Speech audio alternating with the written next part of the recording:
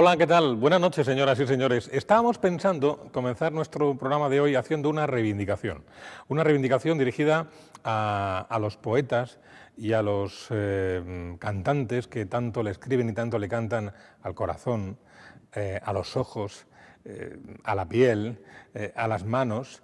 Es verdad que son órganos y tejidos importantes, ¿no? Pero todavía ninguno le ha dedicado una canción al riñón, que también es tan importante, es verdad, es tan importante. Hombre, sin un corazón no se puede vivir, sin riñones sí que se puede vivir con, bueno, una relativa calidad de vida, pero se puede vivir, pero que la importancia que tiene el riñón no es menor que la que tiene el corazón o la que tienen los ojos o la que tienen las manos, ¿no? Así que con esa reivindicación a cantantes, autores y poetas de que alguna vez le dediquen alguna de sus creaciones o de sus composiciones al riñón, vamos a comenzar este programa que nosotros sí que lo vamos a dedicar a este importante órgano del cuerpo. Y para hablar del riñón, hoy nuestros colaboradores han traído como invitada, hoy presentamos primero a la invitada, a la doctora María José González Soriano, que es, discúlpenme doctora, siempre tengo un lío con esto, nefróloga, ¿cómo la presentamos? Nefróloga, vale, pues ya le decimos al compañero de realización, a Eduardo Medina, que lo cambie y ponga de María José González Soriano, nefróloga. Buenas noches, bienvenida. Muchas gracias, buenas noches. Bueno, y como siempre, cada semana, cada martes, con nosotros, los doctores Juan de Dios González, buenas noches. Hola, Pepe. Juan Enrique Pereñíguez, buenas noches. Buenas noches, Pepe. Ambos especialistas en medicina de familia y comunitaria. Doctor Pereñíguez, yo la verdad no le esperaba hoy con esa indumentaria, siendo como es martes de carnaval. Bueno, yo es que voy vestido siempre de fiesta. Ya. Bueno, yo pensé que usted quería compartir la No, fiesta pero es que ha salido un día, como usted sabe, muy triste. Me he tenido que dedicar a la amiga. Nos hemos comido unas miguitas, hemos dado cuenta. Y va a ser un mal día de carnaval, no se puede salir, ¿no? Si no hubiéramos venido más folclóricos, aunque realmente el que tiene experiencia es Juan de Dios, como hombre más joven que... No, porque yo pensé que usted quería compartir alguna foto suya de carnaval que circula por ahí por las redes sociales o algo. No me diga, que quería no me diga. compartirla con... No me diga, con los hasta tiempo espectadores de del llegar. programa. Pero vamos, no es... No es nada personal, ¿no? Pero porque no quiero compartirla, digo. No, que no tengo. ¿Y no? Fotos de carnaval, yo no me he vestido en mi vida, Bueno, aparte de como voy. hay mucha gente que ha puesto la mano en el fuego y se está quemando, ¿eh? ¿Sí? Bueno, no pondré yo la mano en el fuego. Bueno, pues nada, lo digo, si en algún momento le apetece compartir esa imagen con los espectadores, nos lo dice y la compartimos, ¿eh? Muy bien. Ese tipo de cuestiones las suelo hacer en la intimidad, que es a lo que usted se refiere, ¿no? Como Aznar hablaba el catalán, ¿no? Una cosa igual. Bueno, pues venga, lo dejamos así. Porque, bueno, empiezo preguntándole yo directamente a la... Bueno, perdón, doctora, antes de empezar, a nuestras compañeras que ya nos ayudaron, colaboraron la semana pasada, Ana Polo y Cristina Gea, les hemos pedido que nos hagan un reportajito también de 5 minutos explicando un poco qué es el riñón, cuáles son sus enfermedades más comunes. Si les parece, comenzamos por ahí, vemos el reportaje, enseguida hablamos con la doctora. Estupendo. Pues venga, vamos a verlo. ¿Qué son los riñones? Los riñones son órganos en forma de habichuela, cada uno aproximadamente del tamaño de un puño. Se sitúan cerca de la parte media de la espalda, debajo de las costillas y uno a cada lado de la columna vertebral. ¿Cómo funcionan? Los riñones son avanzadas máquinas de reprocesamiento. Cada día filtran aproximadamente 190 litros de sangre para eliminar alrededor de 2 litros de desechos y agua en exceso. Los riñones ayudan a controlar la presión arterial y producen eritropoyetina, una hormona que favorece la producción de glóbulos rojos. Dentro de las enfermedades del riñón podemos encontrarnos estas 5. La enfermedad renal crónica se da cuando los riñones están afectados y no pueden filtrar la sangre como deberían. Este daño puede ocasionar que los desechos se acumulen en su cuerpo y causen otros problemas que podrían perjudicar su salud. La diabetes y la hipertensión arterial son las causas más comunes de la enfermedad renal crónica. Puede empeorar con el tiempo y causar insuficiencia renal. La insuficiencia renal aparece cuando se acumulan desechos peligrosos en el organismo, que hacen que se eleve la presión arterial, por lo que el cuerpo puede retener el exceso de líquidos y no producir suficientes glóbulos rojos. Las únicas opciones de tratamiento para la insuficiencia renal son la diálisis o un trasplante de riñón. La poliquistosis renal es una enfermedad del riñón hereditaria. En esta, los quistes toman el lugar de los tejidos normales, agrandan los riñones y hacen que no funcionen bien, lo que lleva a un fallo renal. Cuando los riñones poliquísticos causan esta insuficiencia, que sucede después de varios años, la persona necesita diálisis o un trasplante de riñón. Cerca de la mitad de las personas con poliquistosis renal termina con una insuficiencia renal. La litiasis renal, también denominada urolitiasis o nefrolitiasis, es una enfermedad causada por la presencia de cálculos o piedras en el interior de los riñones o de las vías urinarias. Los cálculos renales se componen de sustancias normales de la orina, pero por diferentes razones se han concentrado y solidificado en fragmentos de mayor o menor tamaño. Según el lugar donde se forme, se puede denominar cálculo renal si es en el riñón o cálculo vesical si es en la vejiga. El cáncer de riñón representa en torno al 2% del total de los cánceres en personas adultas. Dentro de este tipo, el más frecuente es el denominado cáncer de células renales. Aunque se desconoce la causa exacta de su aparición, hay algunos factores que aumentan la posibilidad de padecerlo, entre ellos el tabaco, la obesidad o haber sido sometido a un tratamiento de diálisis durante mucho tiempo. Por lo general, se estima que los varones tienen el doble de posibilidades de padecer tumores en este órgano y la presencia de casos de la enfermedad en la familia también puede predisponer a padecerla. Además, el daño en los riñones puede estar relacionado con la aparición de otras enfermedades, como alteraciones hidroelectrolíticas. Un riñón sano es capaz de mantener un buen equilibrio hidroelectrolítico. A medida que avanza la insuficiencia renal crónica, comienza a producirse un aumento del fósforo y del potasio en sangre, ya que no los elimina. También disminuye el calcio por la reducción en la producción de vitamina D y el sodio al diluirse por la retención del agua. Además, los riñones son incapaces de eliminar los ácidos producidos normalmente, apareciendo acidosis. Alteraciones hematológicas. En la insuficiencia renal crónica es frecuente la existencia de anemia y tendencia al salgrado. Esta anemia se debe al déficit de eritropoyetina, la hormona producida en el riñón que estimula la médula ósea para la formación de glóbulos rojos. Alteraciones cardiovasculares.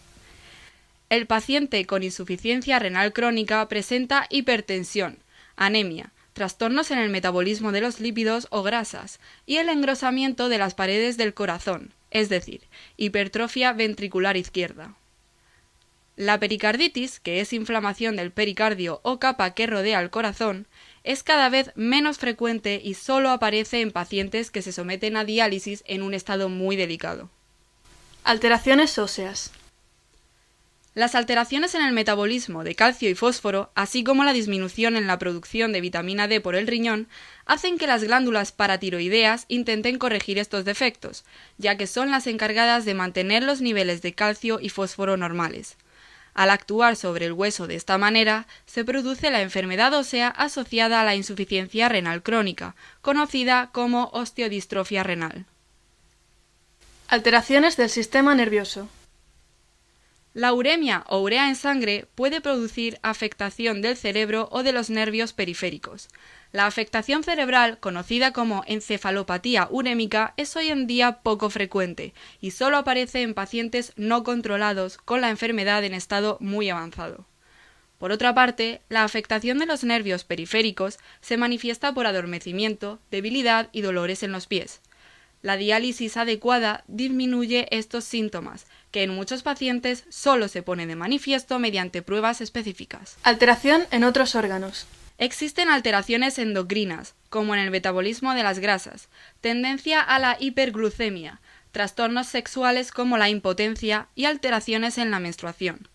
A nivel del aparato digestivo es frecuente sufrir gastritis.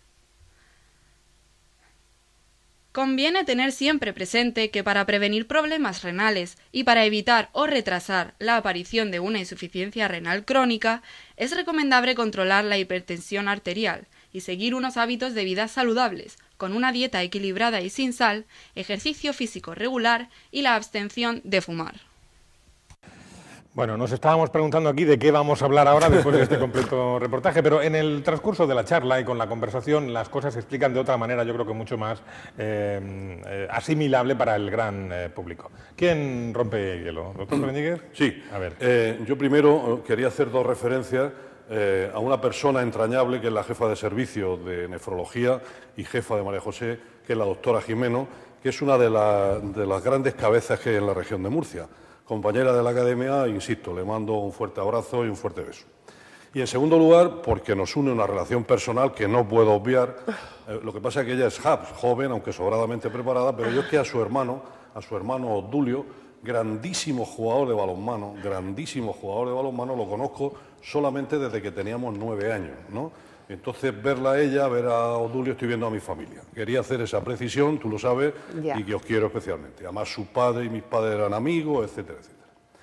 Muy bien, yo creo que Pepe ha empezado bien, aparte de este magnífico reportaje que nos ha dejado ya en fuera de juego. Queríamos concretar un poco la cosa. Vamos a ver, María José, ¿por qué son los riñones, que son 2, ¿no? ¿Por qué son tan importantes? Porque no se ven, porque tienen muchas funciones, les tenemos que prestar mucha atención y, sobre todo, nosotros en este programa, como tú sabes, nos gusta hablar de 2 cosas, fundamentalmente, ¿no? No de las grandes patologías, de las grandes enfermedades, sino cómo podemos prevenir las enfermedades, en este caso del riñón. Di lo que quieras. Pues a ver, los riñones, como se ha dicho, son los órganos tan importantes como puede ser el corazón o el pulmón, y son como el vertedero del cuerpo, es decir, ellos filtran y eliminan las sustancias nocivas. ¿Qué pasa cuando un riñón no funciona? Pues que todas esas sustancias se almacenan y eso produce la consecuencia, toda la patología que se ha ido diciendo en el documental, ¿vale? Maneras de prevenir las enfermedades renales, pues sobre todo insistiendo en una buena dieta, en una hidratación adecuada. Es súper importante ingerir bastante líquido porque tenemos pérdidas exógenas y el riñón ahorra. Entonces, si por ejemplo, en el caso de la gente joven, hace mucho ejercicio físico, suda mucho y no se hidrata, pues produce una rotura muscular y esto puede provocar problemas renales. O sea, es súper importante la hidratación. Y ya en personas mayores con problemas, pues el control de la hipertensión, del colesterol, del azúcar, favorecen la protección renal. Y otra cosa muy importante es la toma de fármacos. Está muy de moda tomar antiinflamatorios, paracetamol, y tenemos que tener mucho cuidado porque son muy nefrotóxicos, es decir, los riñones, tomando de manera progresiva, indiscriminada, este tipo de medicamentos, pueden llegar a dañarse de manera crónica. Esto es muy importante, porque son fármacos pues, de un uso muy común. Muy común. Y sí. Entonces, que tiene... usted tú lo que recomienda es... No me llame de usted. No, es la cosa del directo. No, entonces lo que recomienda es líquido en abundancia, que la gente se hidrata bien. ¿Y hidratarse bien qué significa? Pues depende, ¿no? Pero normalmente, vamos a ver, nosotros perdemos por el sudor, por la saliva, aproximadamente 1 litro. Entonces, mínimo 2 litros, para que lo que tu cuerpo genera lo tenga sobrado. Un par de litros de agua al día hidrata perfectamente a las personas y el riñón hace que funcione de una forma mucho equilibrada. Mucho más interesante. Muy bien. Luego hablaremos de las enfermedades, etcétera, etcétera, que puedan... Bueno, las circunstancias dicen la importancia que tienen los riñones, ¿no? Porque es igual de importante que el corazón, que el pulmón, que el hígado, y lo vemos en las políticas de trasplante. Simplemente hablamos solamente de trasplantes de corazón, trasplantes de hígado y trasplantes de riñón, que son los 3 grandes órganos que trasplantamos, porque son, podríamos decir, esenciales para la vida, ¿no? Pero hemos dicho que es importante el riñón, pero ¿cómo mido yo cuando mi riñón funciona bien, no funciona mal?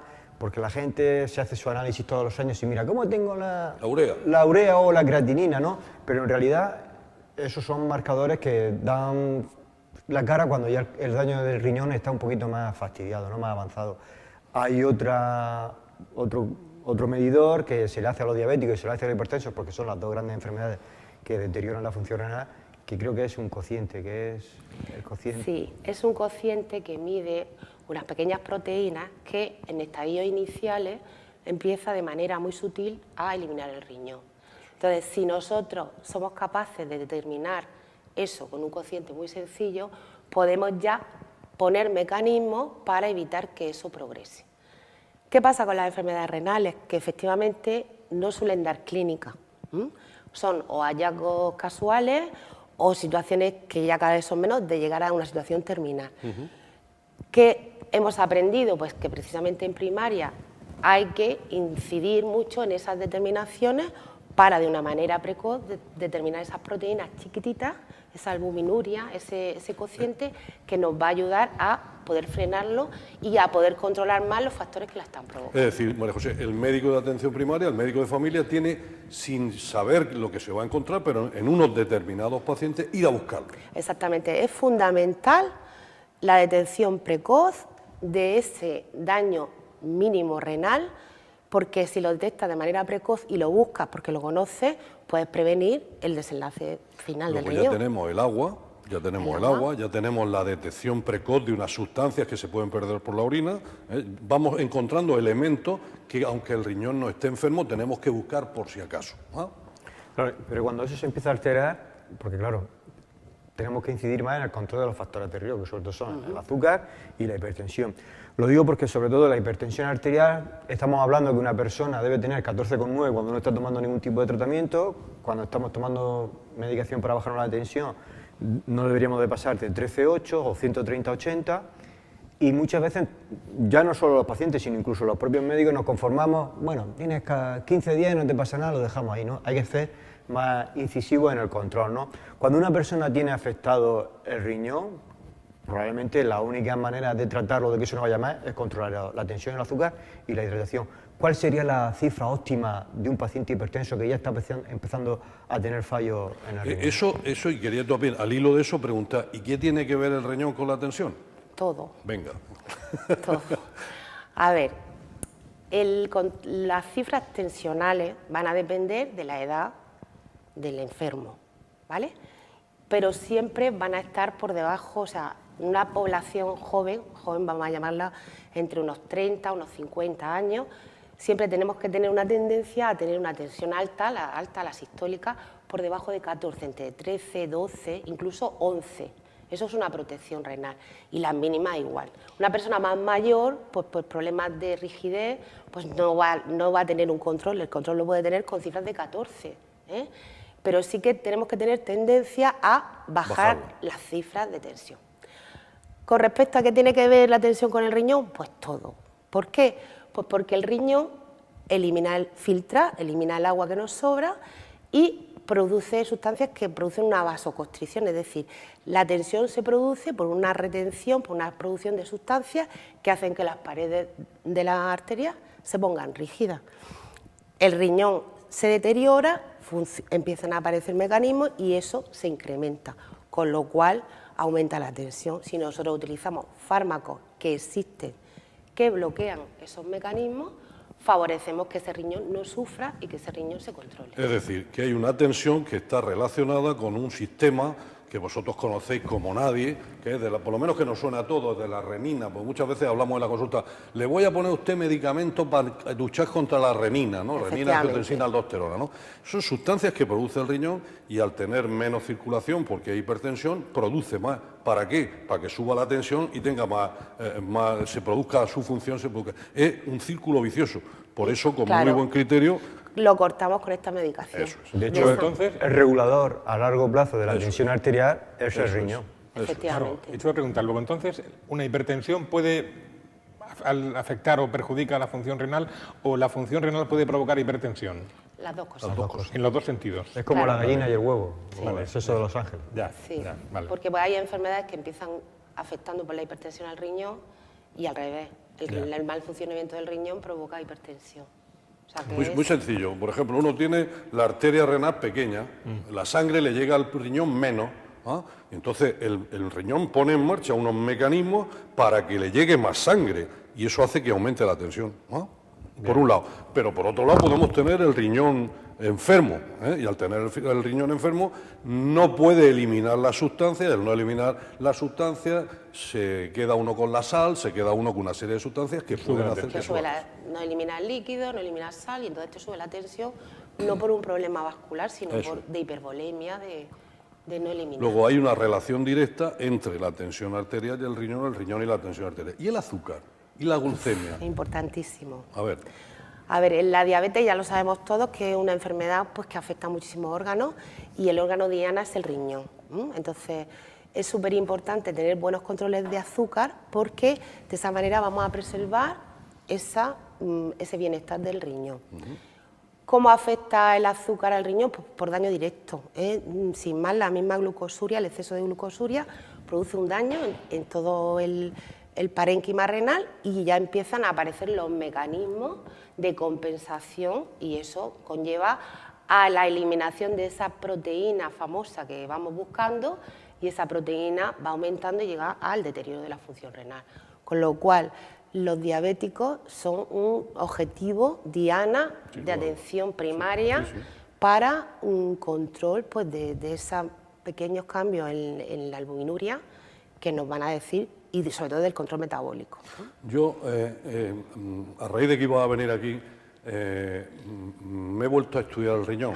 Me he vuelto a leer el riñón. No, ¿qué va? Pero el riñón... Vamos a tener que poner el programa en el plan de formación de la Gerencia de Servicios Emocionales de Salud. Es formación continuada. Es que os lo prometo, es que he disfrutado más que cuando era estudiante. Claro, es decir, el tema de la yusta glomerular, la cápsula de Woman, el túbulo proximal, el túbulo distal, es que es de una maravillosa complejidad, ¿no? Maravillosa complejidad, es decir, cómo la evolución del ser humano llega a la microestructura de la función renal y dice, qué complejo y qué sencillo somos a la vez, ¿no? Yo coincido totalmente contigo, como no podía ser de otra forma, en el tema de la afectación directa de la glucosa. De hecho, llega un momento en que el descontrol del azúcar es tal que uno orina azúcar, que era como se diagnosticaba antes la diabetes. Se cogía un poquito y el médico chupaba desde está dulce. Tiene usted diabetes, fijaros, ¿no? Y luego también esa microcirculación, esa circulación, esos vasos tan finos, se ven muy afectados por la diabetes. La diabetes, como ella ha dicho, quería recalcarlo, porque esa es la lucha que tenemos continuamente en la consulta nosotros, es que no aparezcan este tipo de problemas. Sí. Y otra cosa, bueno, no, perdón. Sí, la semana pasada, el último programa, estuvimos hablando de precisamente la diabetes, ¿no? Y estamos hablando del tratamiento de la diabetes con fármacos, con insulina. Evidentemente, cuando tenemos la tensión alta, tenemos un arsenal terapéutico de 5 o 6 familias de antihipertensivos, que bueno, las personas, los pacientes lo ven como una toma de pastillas y no pasa absolutamente nada. Lo asume, son muchas pastillas, pero lo asume. Sin embargo, la diabetes, en una persona que tiene ya un problema de riñón, las pastillas casi que son muchas veces contraproducentes, ¿no? Había que pasar directamente a la insulina. Sí. ¿Es así? Sí, porque llega un momento que como el riñón, hemos hablado que es el filtro de los productos tóxicos del organismo y del metabolismo de los fármacos. Entonces hay antidiabéticos orales que son muy buenos, pero que se almacenan, no se eliminan y entonces producen efectos secundarios importantes. Entonces tenemos que pasar a la insulina, ¿no? Porque de esa manera evitamos pues, efectos secundarios de los antidiabéticos orales y es que aparte no se puede controlar. Entonces, cuando hay una enfermedad renal asociada a la diabetes, el control más estricto se hace con insulina. También depende del tipo de diabetes, la tipo 1 o la tipo 2. Pero generalmente, luego, ¿qué pasa? Luego, por ejemplo, cuando los diabéticos llegan a diálisis, en cambio, hay una respuesta mínima. La diabetes deja porque ya no se hacen tan resistentes. Claro. Incluso hay antidiabéticos actualmente que se pueden utilizar. Pero hay una fase que va a depender mucho del filtrado glomerular en el cual tenemos que tener mucho cuidado con los antidiabéticos orales. Porque pueden perjudicar, aunque el grado de disfunción renal no sea muy grande. Y quizás, aunque más incómodo para el enfermo, es mejor controlarlo con un poquito de insulina que tenerlos con varios fármacos que le pueden provocar, ante a lo mejor una situación de estrés, una deshidratación, una sobrecarga y una complicación de su enfermedad. Entonces, doctora, el riñón, la función normal del riñón, hemos hablado de la tensión, del azúcar, de la prevención, tomar líquido, etcétera, estamos hablando muchas cosas del riñón. Pero un riñón normal, ¿qué hace? ¿Qué hace? Pues un riñón normal lo que hace es que te elimina el líquido de tu cuerpo. ¿El agua? El agua. Te elimina el exceso de las sustancias del metabolismo de lo que comemos, de las proteínas, te elimina la urea, que es pues, el catabolismo de las proteínas, pues lo eliminamos por ahí. Por eso las dietas hiperproteicas para adelgazar perjudican al riñón, porque le estamos metiendo mucha proteína y el riñón no da abasto. Eliminamos el ácido úrico, que es el metabolismo del alimento, eliminamos la sal, eliminamos el potasio. Y a la vez el riñón es hormonalmente importante. Muy importante. ¿Por qué? Porque produce sustancias que va a favorecer otra serie de mecanismos del cuerpo tan importantes como la anemia, A ver, háblenos de eso y del ciclismo. Y la eritropoyetina, ¿no? Por ejemplo. Pues en el riñón se sintetiza la eritropoyetina, que todos conocemos, de qué se hace el doping, pues para ver, porque es una sustancia que favorece que haya un hematocrito o sea, que haya mucha sangre en el cuerpo. Muchos glóbulos rojos. Muchos glóbulos rojos, y entonces eso pues hace que los deportistas tengan fuerza, Energía, para aguantar por la competición. Claro, se ¿vale? oxigenan mejor. Sí. Ahora, ¿qué pasa? Pues que cuando la enfermedad renal empieza a afectar al riñón, esa sustancia deja de producirse y entonces empieza a aparecer anemia. Eso. Esa anemia conlleva pues a los problemas subsecuentes, pues desde afectar al corazón, a la sintomatología, pero también es cierto que gracias a la eritropoyetina eso se puede compensar. Por otro lado, también el hueso, es decir, la vitamina D, que es tan importante pues, para los problemas de mineralización ósea, tiene dos mecanismos de activación. Una es el sol, y pasa por el riñón, que la activa, y por el hígado, que la activa. Cuando el riñón deja de funcionar, se empieza a liar el metabolismo de los elementos básicos del hueso y se produce una desmineralización. O sea, el calcio se pierde, el hueso se rompe y empiezan a aparecer una serie de consecuencias. También es cierto que existen sustancias que nosotros somos capaces de manejar para que esto se equilibre. Y en sí, realmente es que el riñón es lo que he dicho antes, es que es el filtro, es un filtro, y como buen filtro, cuando empiezan a taponarse, si tú tienes un colador y cuelas perfectamente, pero cuando empiezan los agujeritos a taparse, queda un remanente. Ese remanente, si se queda en la sangre, es el que va produciendo pues todos los problemas. Fíjate, Pepe, tú no te podías imaginar que en el riñón se controlara la tensión, se controlara los niveles del calcio y la vitamina D, se produjeran sustancias para aumentar los glóbulos rojos, se elimine el ácido úrico, es decir, es un órgano fantástico, junto con la piel, etcétera, que también soltamos sustancias, es el órgano de depuración por excelencia. Todavía no hemos hablado de enfermedades del riñón. Lo vamos a hacer en la segunda parte del programa. ¿Sabes que esto me recuerda cuando estuvimos hablando de la tiroides? También fue un programa muy interesante, porque en la tiroides también se oculta, por así decirlo, muchos problemas desconocidos para mucha gente, ¿no? El programa fue también muy didáctico, como el que estamos teniendo hoy. Hacemos una pausa y volvemos dentro de un momento nada más.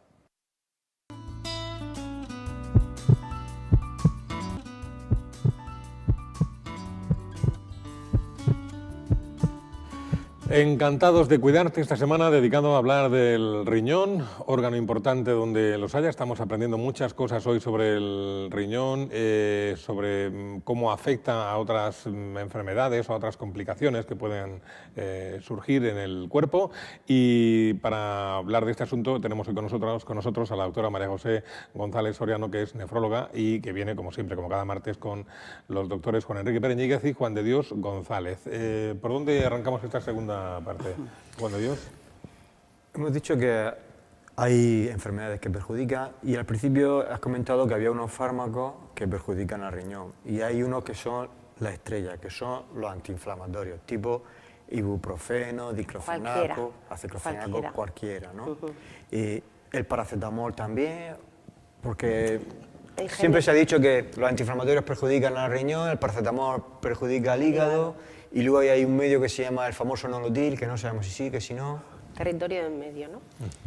A ver, yo creo que todos los medicamentos tienen que tener un uso correcto, ¿vale? Entonces, si nos ponemos, por ejemplo, nosotros utilizamos estos fármacos cuando hay dolor, cuando hay inflamación. Los más nefrotóxicos, es decir, los que más perjudican al riñón, son los antiinflamatorios, por su mecanismo de acción. Pero el paracetamol, a dosis prolongadas, también llega un momento en que puede provocar un daño renal crónico. Pero es mucho más dañino el antiinflamatorio. No quiere decir por eso que no se puedan tomar antiinflamatorios, pero que hay que usarlos no de una manera indiscriminada. Porque claro, lógicamente, es que me duele la cabeza, dame un ibuprofeno. Pues no, porque realmente tiene mucha potencia, o a lo mejor tiene más efectos secundarios de los que utilizamos si nos tomamos un gelocatil, paracetamol, que es más sencillo. Entonces, si nos ponemos el nolotil, pues bueno, quizás es como tú muy bien has dicho, está entre dos aguas. Entonces, yo ¿qué le aconsejo en general a los enfermos que vienen? Cuando pero es que ¿qué me tomo? Pues utiliza paracetamol y antiinflamatorios cuando realmente sea necesario utilizarlos, siempre y cuando no tenga una enfermedad del riñón. Si ya hay una enfermedad renal, el antiinflamatorio es casi prohibido. Casi prohibido, y hay que sustituirlo por otros fármacos que nos pueden hacer el mismo papel, como por ejemplo los corticoides, si tratamos la inflamación, o como otro tipo de analgésicos más potentes que el paracetamol. Sí, doctora, estoy de acuerdo, pero usted tiene que comprender, o tú tienes que comprender que las personas mayores, pues sus huesos le duelen y el paracetamol a veces no llegamos, y la lucha continua en la consulta, no tomo usted antiinflamatorios, no, pero luego cuando uno se pone a repasar, ahora por ejemplo estoy revisando una tesis doctoral muy interesante, etcétera, pues hablan de que fármacos como por ejemplo las personas mayores, como la ranitidina, como los beta-lactámicos, en fin, una serie de penicilinas, etcétera, pues también afectan el riñón y mucho.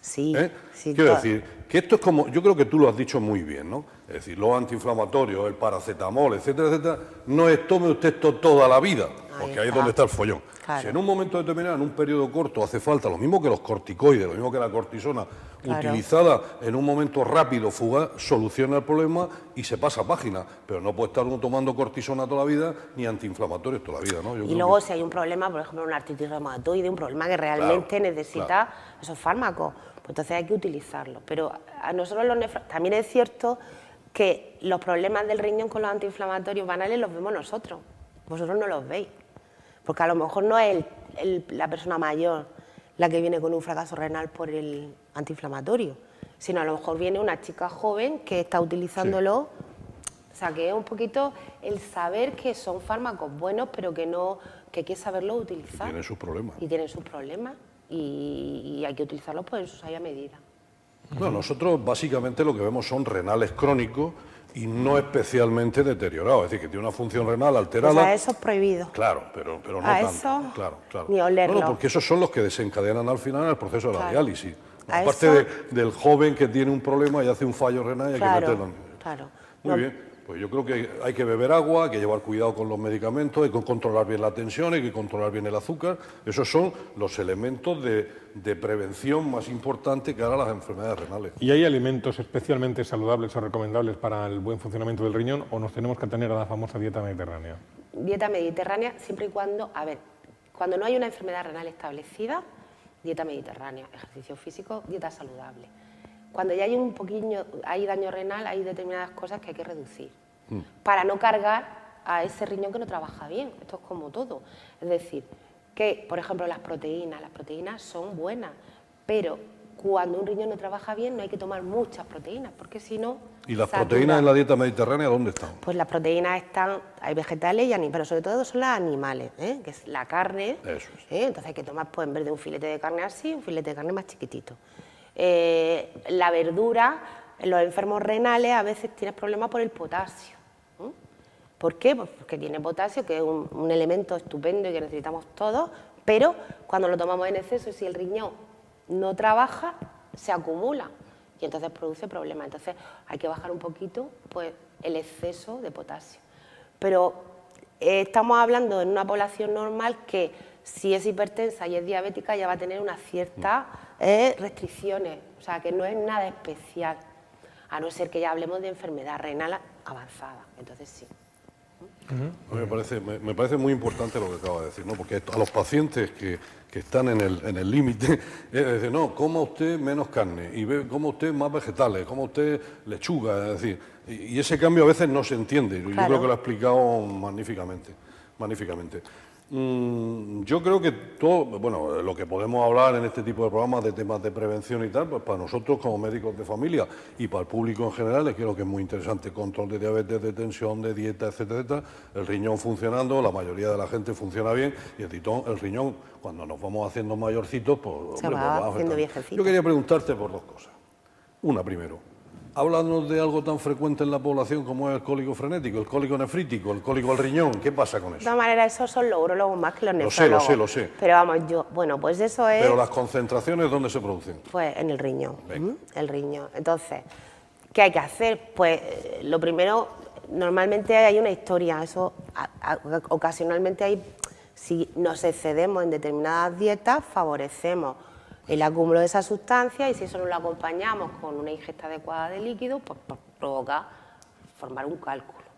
Entonces hay gente que tiene una predisposición. Como tiene una predisposición, sí que hay que utilizar una dieta exenta en la sustancia que sabe que le provoca el depósito en el riñón.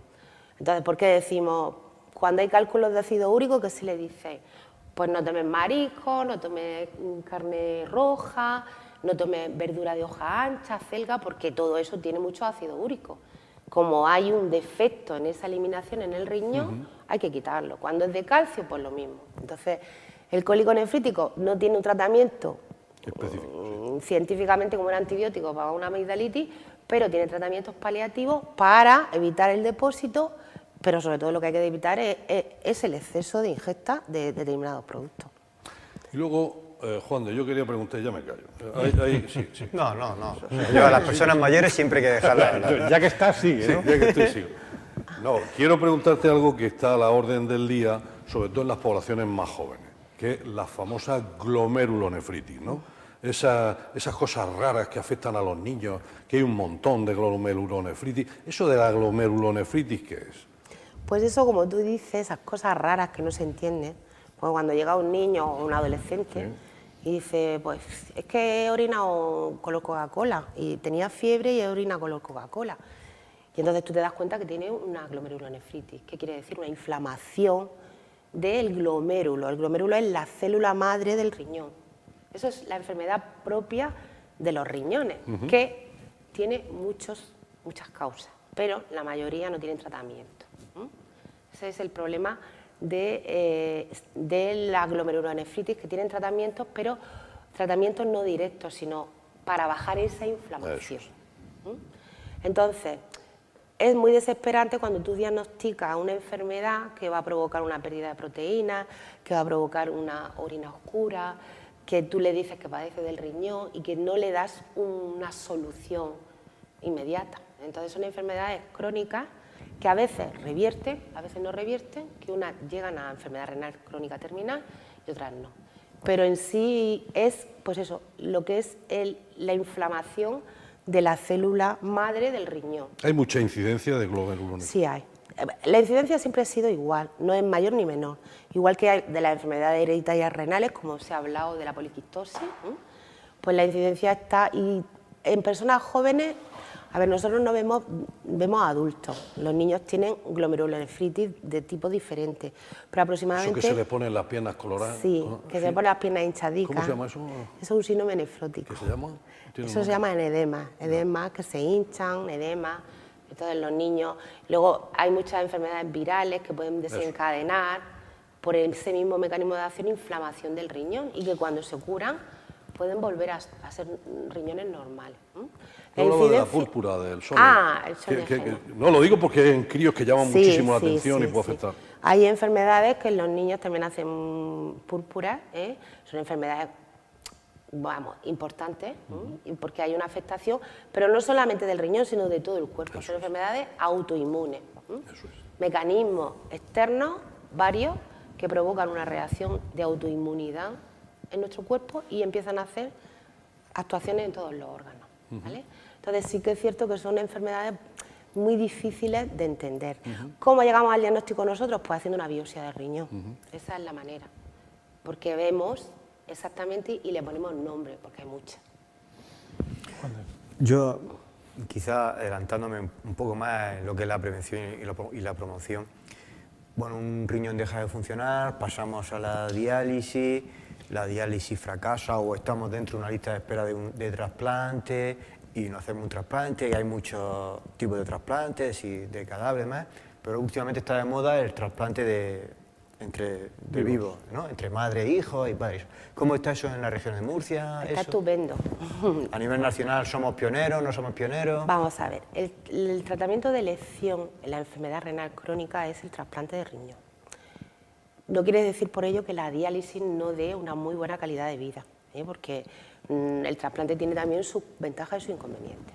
Entonces, en España, durante mucho tiempo, hubo un programa de trasplante de cadáver y el trasplante de vivo pues, se hacía muy poquito. Se hacía muy poquito, pues porque parecía que le íbamos a hacer daño al que daba el riñón, como que era como una lucha del nefrólogo, ¿no? Era, ¿cómo vamos a poner enfermo a una persona para no sanar? Porque a la persona que padece el riñón no la sana. Pero ¿qué ha pasado? Pues que conforme hemos avanzado en medicina, pues cada vez la población es mayor y ya no hay suficiente pool de donantes cadavéricos y se está potenciando la donación de vivos, que es a la vez la más antigua. Entonces, esto es un tratamiento, es el tratamiento para mí mejor. Tiene muy pocos riesgos y muchas ventajas. Y en la región de Murcia se están haciendo, a nivel nacional, en los últimos 10 años está subiendo, porque es la única manera de poder potenciar el trasplante. Se le hacen unos estudios muy específicos al donante, por supuesto se protege al donante y ante la mínima evidencia de cualquier pequeña complicación, aunque no sea que esté relacionado con el riñón, se desestima. Y las complicaciones son, a largo plazo son pequeñas. Entonces nos tenemos que mentalizar todos de que realmente es un tratamiento seguro, eficaz, y que, bueno, que lo tenemos, gracias a Dios, porque hay otros países que no lo tienen, que tenemos las puertas abiertas a ello.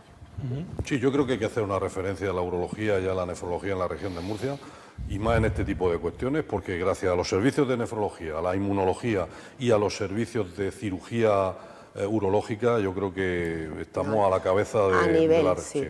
Y quiero hacer una pregunta muy rápida. Bueno, hemos hablado de todo, de la prevención, del Sonley, que me ha gustado a mí decir eso del Sonley y todas esas cosas y tal cual. Y yo lo que quisiera preguntarte es cuáles son los síntomas de las enfermedades renales. Porque que a uno llega uno por la mañana, don Juan, se me han hinchado los ojos y yo tengo que tener algo de riñón. ¿Te suena eso? Sí. ¿Cuáles son los síntomas del riñón? Así, Pues, en general. En general, pues mira, los síntomas pueden Llevando ser... cuidado, no, el pueblo soberano aprieta los síntomas. Pues a ver, que uno esté más cansado, Sí. que se duerma más por la mañana, que le suba mucho la tensión, que se levante a orinar por la noche sin llevar diuréticos. Eso es un síntoma de enfermedad renal, que el picor, orina, sangre. la orina, que haya espumita en la orina, que la orina salga color Coca-Cola, color coñac, porque si la orina es roja pura no es del riñón, eso es de la vía urinaria, es diferente. Entonces, la verdad es que son síntomas muy larvados. También empieza a retener, empieza a tener edema, se te hincha la cara por la mañana. Es que se me hincha la cara por la mañana y por la tarde me baja los pies y parece que orino menos. Y orino más por las noches. ¿Por qué? Porque se redistribuye el líquido. Entonces son síntomas de mal funcionamiento. Lo que pasa que es las enfermedades crónicas, el riñón tiene mucha capacidad de compensación. Siempre hablo que es un edificio de 50 albañiles que empiezan a bajar y 50, trabajan 25 y muy bien, trabajan 15 muy bien, trabajan 10 muy bien, pero llega un momento que trabajan 3 y se hunde. Pues eso pasa. Entonces los síntomas son, lo que pasa es que ahora se detectan enseguida, porque para eso está atención primaria, que detecta, pero todavía llega el típico, de hecho no hace mucho, gente joven que ha hecho su vida normal y que, bueno, pues que se ponen malísimos y llegan a la puerta de urgencia y tienen un fallo renal terminal, tienes que empezar con diálisis. Porque el cuerpo se va adaptando a todo ese... ¿Y cuál es el criterio para poner un paciente en diálisis? ¿El potasio alto, la creatinina y la urea altas? Pues a ver, el criterio es cuánto te funciona el riñón. Eso es. ¿Cuánto?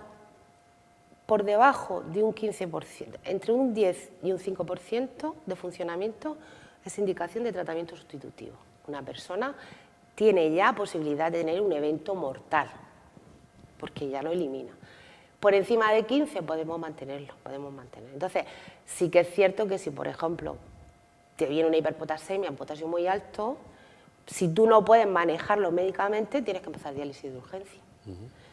Pero si lo puedes manejar médicamente, pues nuestros enfermos se pegan en la época del melocotón en Murcia.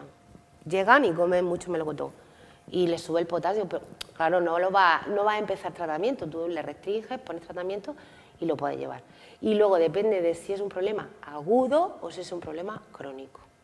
Porque un problema agudo es que se presenta y entonces hay que hacerlo de urgencia. Bueno, Ahora entendemos, doctora, el porqué o la razón de esa expresión que utilizamos para referirnos a una cosa muy valiosa que decimos, ¿qué me ha costado un riñón? Sí. Ahora entendemos el porqué y es por lo Pero importante que es el riñón. muchísimo. Ahora sí que lo entendemos perfectamente. Doctora María José González Soriano, nefróloga, gracias por acompañarnos hoy en el programa. vosotros. Muy amable y nos ha sido, como decimos antes, muy didáctico, de mucha ayuda. Muchas Eso gracias. espero. Muchas gracias. Doctor Pereñíguez, doctor González, la semana que viene seguramente algo de lo que hemos hablado hoy saldrá, porque vamos a hablar de pastillas las justas, así que seguro que volveremos a tocar el riñón. tema del paracetamol, el ibuprofeno y la... ¿A quién vas a traer? Voy a traer a Abel Novoa, al solista de La momia que habla. El solista es un cantante, además. Es un médico de familia que además forma parte de un Cantante. grupo musical. Sois gente polifacética los médicos. Sí. Sí, sois válidos para todos. Bueno, gracias, Juan de Dios. Incluso Juan para Enrique. salir en los carnavales. Y nos hemos quedado, bueno, eso ya lo dejaremos para algún programa de esos de tomas falsas. Muy bien. Ya lo sacaremos. Gracias a los dos. Hasta la semana que viene. A ustedes también. Gracias por estar ahí. Nos encontramos el próximo día, la próxima semana, aquí en Encantados de Cuidarte. Buenas noches.